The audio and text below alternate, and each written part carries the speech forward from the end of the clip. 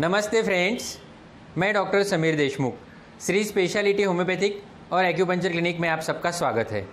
दोस्तों, आज हमारे चर्चा का विषय है डिफनेस यानी हियरिंग लॉस, जिसे हम बहरेपना भी कहते हैं। दोस्तों, चर्चा शुरू करने से पहले अभी तक आपने अगर मेरे चैनल को सब्सक्राइब नहीं किया है तो चैनल को ज़रूर सब्सक्राइब कीजिएगा और बेल आइकॉन को हिट करना ना भूलिए, ताकि इसी तरह नए नए वीडियोज़ आपको लगातार मिलते रहे।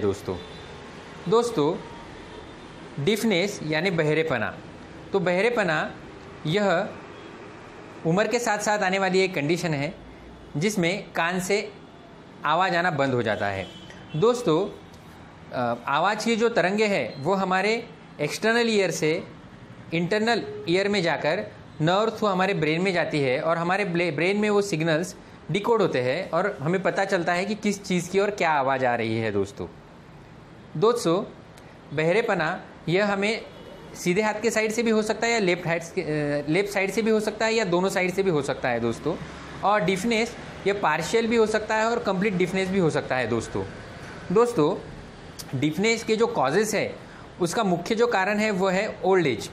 तो बुज़ुर्ग लोगों में डीजनरेशन की वजह से, शरीर की झीज होने की वजह से धीरे धीरे करके कान के अंदर के पार्ट्स डैमेज हो जाते हैं, कमज़ोर हो जाते हैं और बहरेपना आता है। दोस्तों, साथ ही साथ हेरिडेटरी यानी अनुवंशिक भी हमारे फैमिली में अगर डिफनेस की हिस्ट्री है तो भी हमें डिफनेस या बहरेपना आ सकता है। दोस्तों, साथ ही साथ छोटे बच्चों में भी डिफनेस आ सकता है। अगर प्रेगनेंसी डिलीवरी के टाइम में अगर उनको हेड इंजरी होती है या डिफ़िकल्ट लेबर होता है तो उन्हें डिफनेस आ सकता है। दोस्तों, साथ ही साथ छोटे बच्चों में कुछ वायरल इन्फेक्शन की वजह से भी कान में इन्फेक्शन होने की वजह से भी उनको डिफनेस आ सकता है। दोस्तों, साथ ही साथ शोरगुल यानी एक्सेसिव लेवल में साउंड को एक्सपोजर होने के कारण, जो लोग भी फैक्ट्री में काम करते हैं या एयरपोर्ट पे काम करते हैं या जो लोग ज़्यादा हेडफोन यूज़ करते हैं, ऐसे लोगों में भी धीरे धीरे करके डिफनेस आ सकता है। दोस्तों, साथ ही साथ CSOM यानी क्रोनिक ओटाइटिस मीडिया के वजह से भी कान के पर्दे में छेद होने के कारण भी डिफनेस आ सकता है। दोस्तों, साथ ही साथ ईयर में वैक्स होने के कारण भी डिफनेस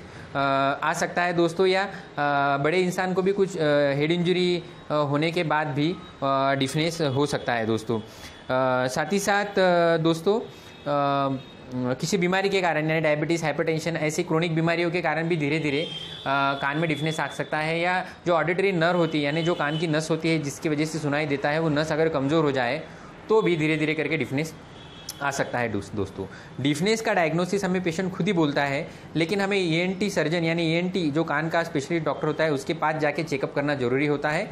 वो हमें बताते हैं कि ये डिफनेस क्यों है और कितने प्रमाण में डिफनेस है, यानी 10%, 20%, 40, 70, 100% डिफनेस है, कंप्लीट डिफनेस है या पार्शियल डिफनेस है, वो उसका डायग्नोसिस प्रॉपर हमें बताते हैं। दोस्तों, डिफनेस के लिए अलग अलग तरह के हेयरिंग एड्स लगाए जाते हैं। वैसे अलाइड साइड में उसके लिए कुछ प्रॉपर मेडिसिन नहीं है। बहुत से बार हेयरिंग एड लगा कर भी वो डिफनेस का प्रॉब्लम सॉल्व नहीं होता है। दोस्तों, तो ऐसे कंडीशन में होम्योपैथी एक अच्छी कारगर सिस्टम है जिसमें काफ़ी अच्छी दवाइयाँ दी गई है। लेकिन दोस्तों, ये दवाइयाँ खुद घर पर हमें नहीं लेना है, किसी डॉक्टर की सलाह से ही लेना है।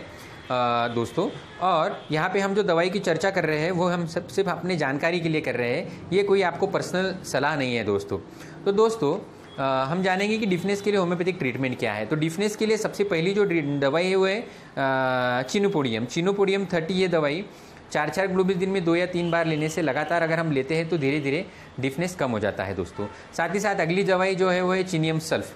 तो ये भी दवाई 3x पोटेंसी में, अगर 3 में ना मिले तो 6 में ना मिले तो 30 पोटेंसी में भी हम 4 ग्लूबिस दिन में 2 या 3 बार लगातार लेने से धीरे धीरे करके डिफनेस कम हो जाता है। दोस्तों, अगली जो दवाई है, अगर हमें नर्व की कमज़ोरी है या हेड इंजरी की वजह से अगर ऐसी दिक्कत आती है तो हाइपेरिकम 200 ये दवाई भी हम लगातार 4 ग्लूबिस लेके ये तकलीफ धीरे धीरे करके निकल जा सकती है। दोस्तों, साथ ही आर्निका 200 ये दवाई भी इंजरी के बाद होने वाले डिफनेस के लिए काफ़ी अच्छी दवाई है। ये भी दवाई 4 ग्लूबिस दिन में 2 या 3 बार लगातार देने से धीरे धीरे करके ये कंडीशन अच्छी हो जाती है। दोस्तों, आगे अगर किसी डीजेनरेटिव कंडीशन की वजह से ओल्ड एज में अगर डिफनेस आता है तो ऐसे कंडीशन में बराइटा कार यह दवाई कारगर है दवाई है। दोस्तों, ये दवाई 30 या 200 पोटेंसी में लगातार अगर हम 4 ग्लूबिस लेते हैं 2 या 3 बार तो धीरे धीरे करके डिफनेस की शिकायत से हमें राहत मिल सकती है। दोस्तों, साथ ही साथ अगर किसी इन्फेक्शन की वजह से यानी CSOM कान में अगर छेद होने की वजह से डिफनेस आता है तो CSOM पे ऑलरेडी हमने एक वीडियो बना रखा है। दोस्तों, तो आप उसमें टोटल दवाई के बारे में जान सकते हैं।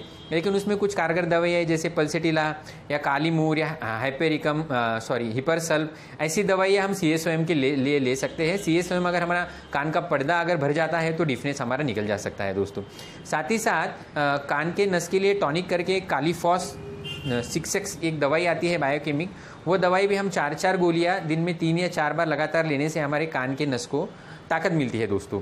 साथ ही साथ अगर कान के इन्फेक्शन के लिए मुलेन ऑयल करके एक ड्रॉप आता है, वो भी हम 2 बूंद जिस कान में इन्फेक्शन या तकलीफ है वो कान में हम डाल सकते हैं दोस्तों, जिससे हमारी शिकायत धीरे धीरे करके कम हो जाती है दोस्तों। डिफनेस में कान में कम आवाज़ तो सुनाई देता है, साथ ही साथ कान में किर्र खुर का आवाज़ यानी टिनाइटस आ सकता है, चक्कर आ सकते हैं, पेशेंट को पर्सनैलिटी डिसऑर्डर यानी anxiety, depression, loss of confidence भी हो सकता है दोस्तों। तो ऐसे पेशेंट को मोरल सपोर्ट देना भी बहुत ज़रूरी होता है और उसको ट्रीटमेंट की भी बहुत ज़रूरी होती है दोस्तों। मुझे आशा है कि आपको आज का ये वीडियो पसंद आया होगा। मुझसे इसी तरह जुड़े रहने के लिए मेरे चैनल को सब्सक्राइब कीजिए, वीडियो को लाइक कीजिए, ज़्यादा से ज़्यादा लोगों को शेयर करना ना भूलिए। और हमसे अगर आपको कोई सवाल पूछना है तो ज़रूर हमारे दिए गए व्हाट्सअप नंबर पर सवाल पूछिए। मुझसे आप परामर्श और ट्रीटमेंट लेना चाहते हैं तो भी हम डिफरेंट डिसीज़ के लिए हम ट्रीटमेंट प्रोवाइड करते हैं। कुरियर से आपको दवाई भेजते हैं, आपकी पूरी हिस्ट्री हम व्हाट्सएप पर ले लेंगे या कॉल के द्वारा भी ले सकते हैं। तो हमसे ज़रूर कांटेक्ट कीजिएगा दोस्तों। Thank you very much. स्वस्थ रहिए, मस्त रहिए।